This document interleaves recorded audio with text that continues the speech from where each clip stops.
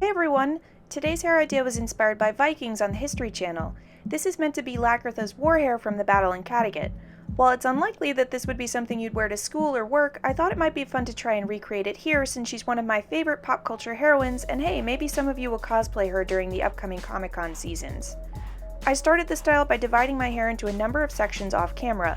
You really don't have to follow me exactly here, but you will need to carve a mohawk panel in the center of the head. For now, everything is separated and clipped up. You're also going to need a good-sized handful of small clear elastics, some sort of wax, pomade, or gel, and lastly I have a blunt embroidery needle with a thin piece of ribbon knotted through the eye. This will be the hook that I use when it comes time to string on my metal beads. I decided to work on the right side of my mohawk first. Having taken out the clip that was holding it back, I used a rat tail comb to make my first small vertical section. The width of these will depend entirely on the shape of your head or on how many you want to do. I think mine were about an inch from line to line. Once each mini panel is pulled out of the bulk from the side, a horizontal divide is made in the middle. You can do this however you want, but personally I found that using my temple as a guide was helpful.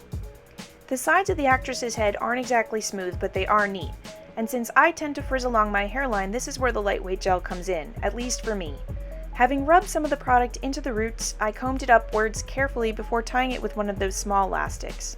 Now there are two tiers of metal beads in this style, one at the top and bottom of each of these little sections, so here I'm stringing on the first. The ponytail goes through the loop, the bead moves onto the needle, and then all you have to do is push it down and pull the hair through. The hair above the bead is then added into the upper portion, which all gets tied together with another elastic. For now I'm not stringing on the second bead. I'll do that once everything is in place along both sides of my head.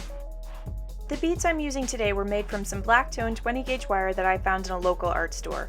They're really easy to make, and if you're interested in learning how to do them, I'll have my DIY video linked in the underbar. I'll also post a recent tutorial I did on a way less involved version of this. In that video there are 5 mini panels and no horizontal lines cut through them, so it definitely moves along quicker.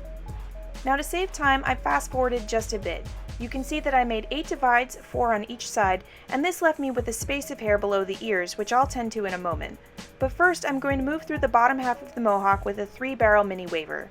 If you want, you can always use braid waves instead, but if you aren't opposed to heat tools, this one's great for recreating some of the flowy and undone texture the girls wear on the show.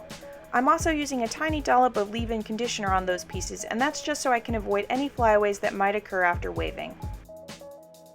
Shifting my attention back to those small pieces that were left over under my ears, I separated them out and clipped them together under my chin. Next, I took a small section of hair from the very bottom of the mohawk, and it's with this that I'll make the 2 rope twists that sit over the shoulder.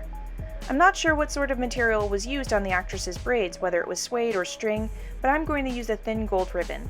To make this a little easier on myself, I passed it through one of the elastics, essentially doubling it up, and then I tied it into my hair.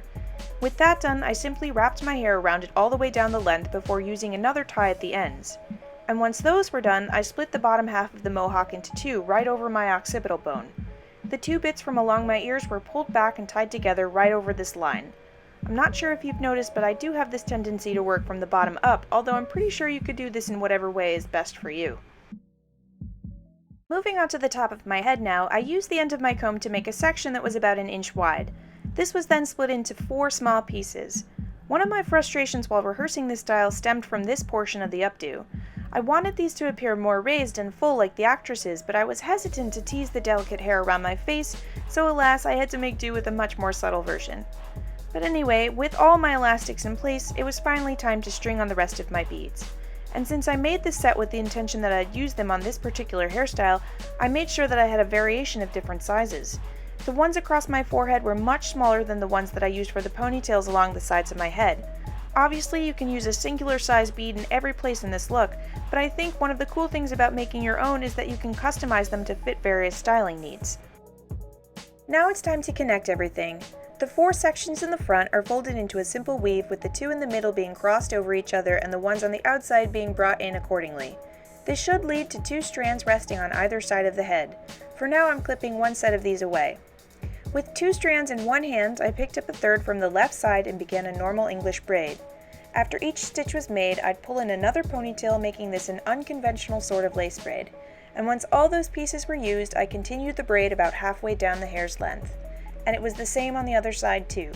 I turned the 2 strands from the weave into a 3 using the tails from the side of my head, morphing it into a lace braid. As always, I'll have my braid dictionary in the description below should you need a more thorough breakdown of any of these patterns. Now if you remember, I only waved the hair on the lower half of my head, so before I moved on I decided to go through the top with the same tool as well.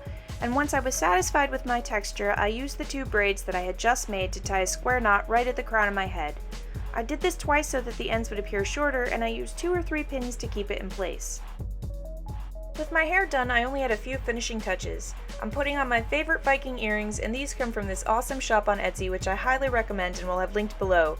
The artists make great replica pieces that are often inspired by pop culture characters from shows and films we love. And lastly, I'm lining my eyes a little more heavily. Instead of using black liner though, I went for my metallic brown pencil by Carez. I had somewhere to be later that day, and since my hair was already pretty eccentric, I thought that maybe the lighter eye makeup would be more suitable. And after that, I was done. I hope you all enjoyed my video today. If you did, throw me a thumbs up, and if you have any thoughts, questions, or suggestions, let me know in the comments. As always, I'd love to see any and all of your cosplay hair recreations, so definitely tag me on Instagram or shoot them over to me on Snapchat. Until next time, have fun and keep braiding. Bye!